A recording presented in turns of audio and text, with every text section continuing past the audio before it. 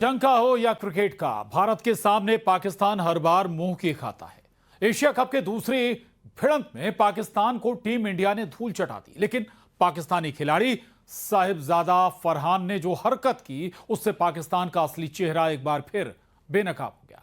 50 run बनाते ही फरहान ने बल्ले को बंदूक की तरह पकड़ा और गन सेलिब्रेशन किया, जिसने साफ कर दिया कि पाकिस्तान अपने खिलाड़ियों को खेल की बजाय नफरत और हिंसा का पाठ पढ़ा रहा है।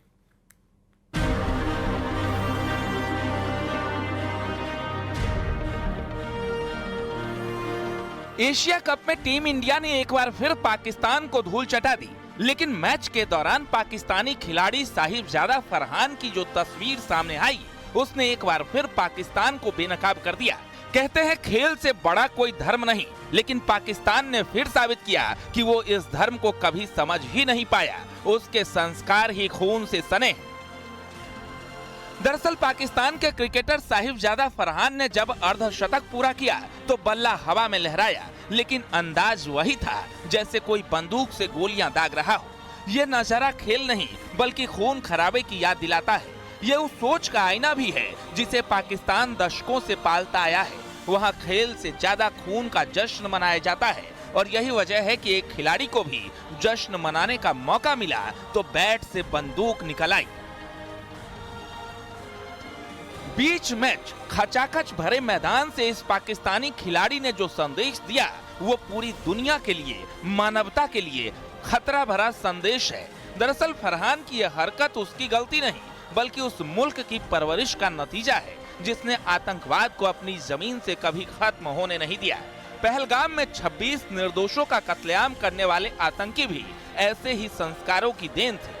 पाकिस्तान आज भी अपने नौजवानों को खेल की बजाय नफरत और हिंसा का सबक पढ़ा रहा है।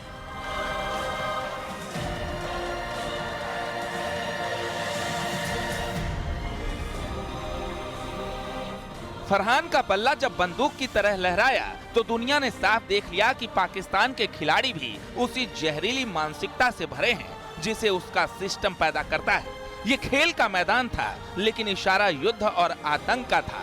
यही पाकिस्तान का असली चेहरा है कि एक ऐसा मुल्क जो अपने खिलाड़ियों को भी हथियारों की भाषा सिखाता है। ये खेल का मैदान था, जंग का नहीं। ये क्रिकेट था, आतंकवाद नहीं। लेकिन जब किसी देश के संस्कार ही बंदूक और खून से उपजे हों तो उनके खिलाड़ी से और उम्मीद भी क्या की जा सकती है। खेल का मंच अगर बंदूक की नकल करने लगे तो ये मानवता के लिए धिक्कार है।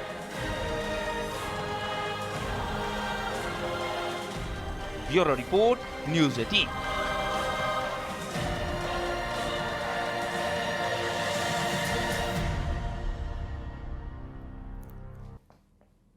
और अब आपको एक ऐसी मीटिंग में लिए चलते हैं जहां 4 महिला पार्षदों की जगह पहुंच गए उनके पति।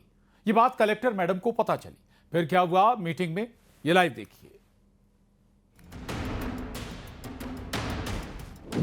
मीटिंग में मैडम खफा।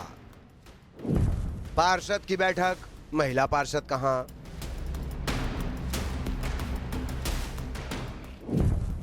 पार्षद पति की लगी क्लास, दी समझाइश।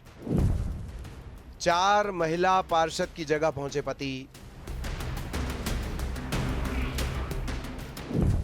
कलेक्टर नाराज, पार्षद पतियों को फटकार। पहले आप ये सुनिए।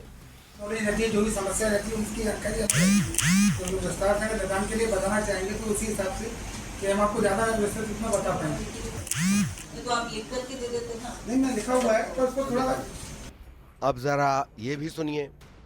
तो आप एक बार करिए, बैठे और मैडम को ही बोलिए आप भ्रमण करिए, खूब भ्रमण करिए, कोई दिक्कत नहीं है। आप सिटीजन तो हैं ही ग्वालियर के। मेरे को मालूम है आपका उद्देश्य अच्छा, लेकिन वो व्यवस्था पे फिर थोड़ा प्रश्न चिन्ह है ना।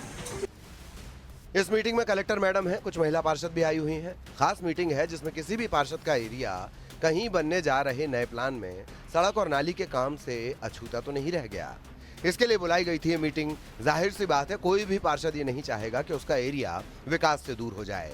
मीटिंग में कौन कौन आया इसके बारे में ग्वालियर की कलेक्टर रुचिका सिंह चौहान ने पूछा, लेकिन हैरान तब रह गईं जब 4 महिला पार्षदों की जगह उनके पति पहुंच गए। यानी 4 महिला पार्षदों के पति और एजेंडे के बारे में बताने लगे।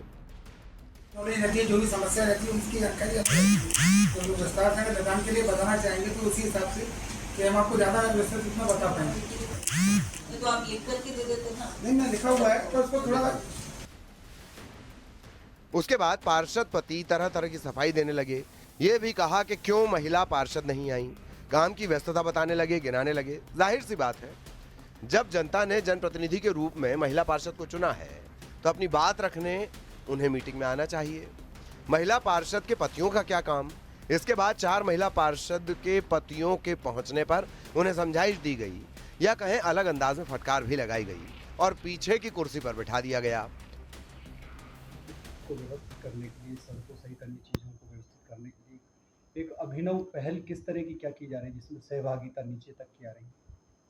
देखिए, ग्वालियर का नगर निगम क्षेत्र एक बड़ा एरिया है और प्रदेश में यदि हम देखें तो एरिया वाइज ग्वालियर का नगर निगम का एरिया बहुत अधिक है एज़ कम्पेयर टू द पूरा डिस्ट्रिक्ट। जो नगरीय क्षेत्र है वो काफ़ी ज़्यादा है और हमारे यहाँ 66 वार्ड्स हैं अब नगरीय क्षेत्र में, और इन सभी क्षेत्रों में कार्य की भी एक तरीके से देखा जाए तो बहुत सारी अधिकता है।